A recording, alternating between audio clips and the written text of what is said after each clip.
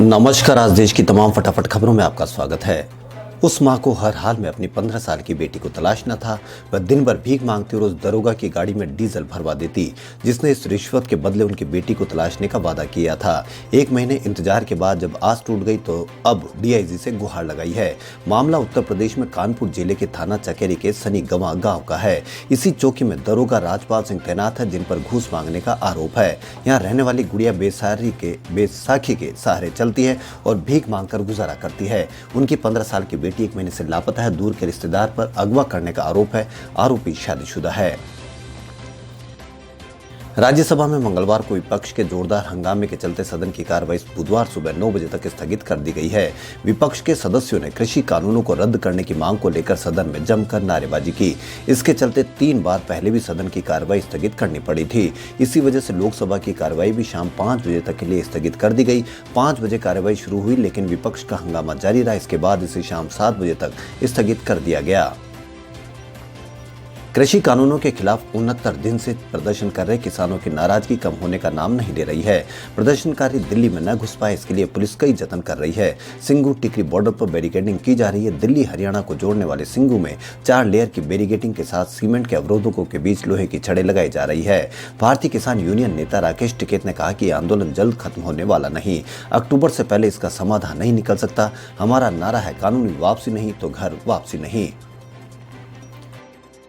केंद्र सरकार ने मंगलवार को संसद में बताया कि संक्रमण के चलते अब तक देश भर में 162 डॉक्टर्स, 107 नर्स और 44 आशा वर्कर्स की मौत हुई है। केंद्रीय स्वास्थ्य मंत्री ने लिखित तौर पर इसकी जानकारी दी। ये सभी लोग कोरोना मरीजों के इलाज और उनकी पहचान में जुटे थे। देश में सोमवार को कोरोना संक्रमण के 8,589 केस आए।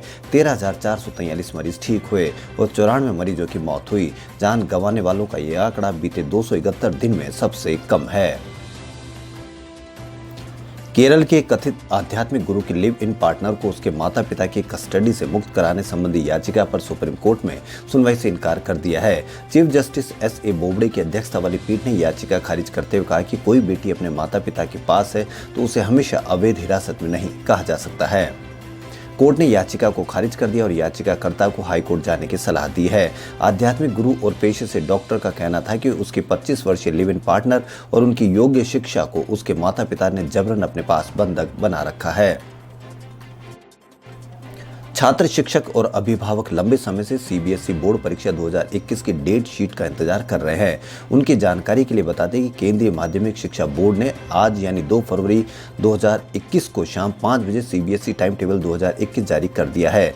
सीबीएसई 10वीं और 12वीं 2021 परीक्षा की डेट शीट सीबीएसई की वेबसाइट पर अपलोड की जाएगी। ऑक्सफोर्ड लैंग्वेजेस ने आत्मनिर्भर भारत को 2020 का हिंदी भाषा का शब्द घोषित किया है। यह शब्द भाषा विशेषज्ञों कृतिका अग्रवाल, पूनम निगम सहाय और इमोगन फॉक्सवेल के एक सलाहकार पैनल द्वारा चुना गया है। ऑक्सफोर्ड हिंदी शब्द से यहाँ तात्पर्य ऐसे शब्द से है जो पिछले साल के लोकाचार, मनोदशा या स्थिति को प्रतिबिंबित करे, जो सांस्कृतिक महत्व के एक शब्द के रूप में लंबे समय तक बने रहने की क्षमता रखता हो।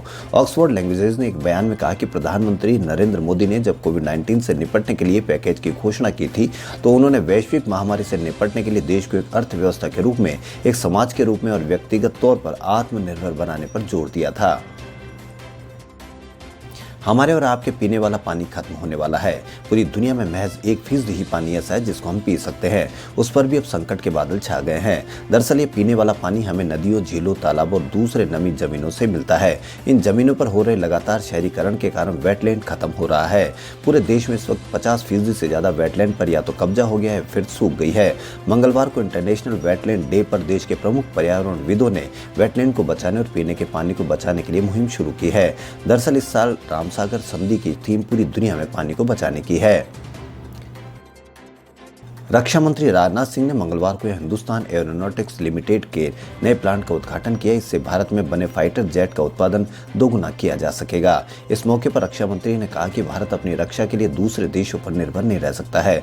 उन्होंने कहा कि आत्मनिर्भर भारत अभियान के तहत देश अपनी रक्षा उत्पादन क्षमताओं को बढ़ाने की दिशा में तत्पर है। हल्का लड़ाकू विमान तेजस न केवल स्वदेशी है बल्कि अनेक मानकों पर अपने विदेशी समकक्षों से बेहतर और अपेक्षाकृत सस्ता भी है। दिल्ली में कोरोना वायरस से फैली बीमारी कोविड-19 के खिलाफ हुए सीरोलॉजिकल सर्वे के नतीजे जारी किए गए हैं, जिसमें सामने आया कि राजधानी में लगभग हर दूसरा शख्स कोरोना से संक्रमित हो चुका है, क्योंकि सर्वे में शामिल लोगों में से कुल 56.13% लोगों के शरीर में कोरोना के खिलाफ एंटीबॉडी पाई गई है। यानी सर्वे में जितने लोग शामिल हुए थे उनमें कुल 56.13% लोग कोरोना के संपर्क में आए थे और उनके शरीर में कोरोना के खिलाफ रक्षा देने वाले एंटीबॉडीज का निर्माण हो गया था।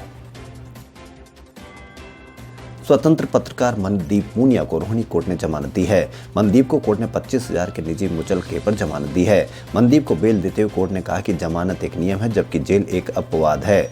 गौरतलब है कि पुलिस ने पूनिया को सिंघू बॉर्डर प्रदर्शन स्थल से गिरफ्तार किया था, जहां केंद्र के 3 कृषि कानूनों के खिलाफ किसान प्रदर्शन कर रहे हैं। पुलिस ने पूनिया को भारतीय दंड संहिता की धारा 186, 353 और 332 सहित विभिन्न धाराओं के तहत दर्ज की गई प्राथमिकी के आधार पर गिरफ्तार किया था। पति को जमानत मिलने पर मनदीप की पत्नी लीना ने प्रतिक्रिया देते हुए कहा कि खुश हूं, इस बात से संतुष्ट हूं कि वह जल्दी बाहर आ जाएंगे। मैं खुद को खुशकिस्मत समझती हूं कि बड़ी संख्या में लोगों ने मनदीप के पक्ष में आवाज उठाई। दिल्ली में राष्ट्रीय स्मारक लाल किले को अनिश्चितकालीन के लिए बंद करने के आदेश आए हैं। राष्ट्रीय पुरातत्व विभाग की ओर से सोमवार को जारी एक आदेश में कहा गया है कि लाल किले को अनिश्चितकाल के लिए आम जनता और सामान्य आगंतुकों के लिए बंद किया जा रहा है। आदेश की प्रति सामने आई, जिसके हिसाब से बंद करने का कारण बर्ड फ्लू यानी एवियन इन्फ्लुएंजा है। शिवसेना के प्रवक्ता और राज्यसभा सांसद संजय राउत मंगलवार को गाजीपुर बॉर्डर पहुंचकर किसान नेता राकेश टिकैत से मुलाकात की। वहां पर संजय राउत ने कहा कि हमने पहले दिन से ही कृषि कानूनों का विरोध किया है।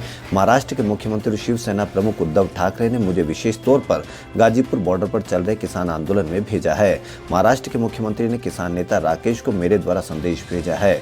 शिवसेना और महाराष्ट्र सरकार पूरी तरह से किसानों के साथ खड़ी हुई है। केंद्र सरकार ने मंगलवार को बताया कि जम्मू कश्मीर से अनुच्छेद 370 को हटाए जाने के बाद इस संघशासित क्षेत्र में पर्यटकों की संख्या में गिरावट दर्ज की गई है और इसका सबसे अधिक असर कश्मीर घाटी में हुआ है। राज्यसभा में एक सवाल के लिखित जवाब में पर्यटन मंत्री प्रहलाद सिंह पटेल ने बताया कि पिछले कुछ माह से पर्यटकों की आवक में वृद्धि दर्ज की गई है। पटेल ने कहा कि 5 अगस्त को 2019 से जम्मू और कश्मीर में आने वाले पर्यटकों की संख्या में गिरावट आई है। जम्मू की तुलना में यह प्रभाव कश्मीर घाटी में अधिक दिखा। केंद्र के नए कृषि कानूनों के खिलाफ 2 महीने से ज्यादा वक्त से दिल्ली की अलग अलग सीमाओं पर प्रदर्शन कर रहे हैं। पुलिस ने किसानों को रोकने के लिए सुरक्षा के कड़े इंतजाम किए हैं। इसी को लेकर कांग्रेस ने आज फिर सरकार पर निशाना साधा। कांग्रेस सड़क से लेकर संसद तक सोशल मीडिया पर सरकार को घेरने की कोशिश में है। कांग्रेस के पूर्व अध्यक्ष राहुल गांधी ने मंगलवार को कहा कि सरकार को ब्रिज बनाने चाहिए, दीवार नहीं। दिल्ली से खबर आई कि उपद्रवियों का सामना करने के लिए पुलिस ने स्टील की लाठियां तैयार की है और इन लाठियों की मदद से उपद्रवी तत्वों को कड़ा सबक सिखाया जाएगा। इस खबर और तस्वीरों के सामने आने के बाद दिल्ली पुलिस को सफाई देनी पड़ी। पुलिस का कहना है कि जो स्टील की लाठियों की तस्वीर सामने आई है लो शाहदरा जिले की है। वो लोकल ऑफिसर से अपने स्तर पर मंगाई गई थी। इसके लिए सीनियर ऑफिसरों से कोई अप्रूवल नहीं लिया गया था। सीनियर अफसरों को जैसे ही पता चला तुरंत लाठियां वापस भेज दी गई है। दिल्ली पुलिस की स्टील की लाठियों के प्रयोग की कोई योजना नहीं है। खबरों फिलहाल इतना ही। यदि आपको हमारा चैनल पसंद आए तो लाइक, सब्सक्राइब और शेयर अवश्य करें। धन्यवाद।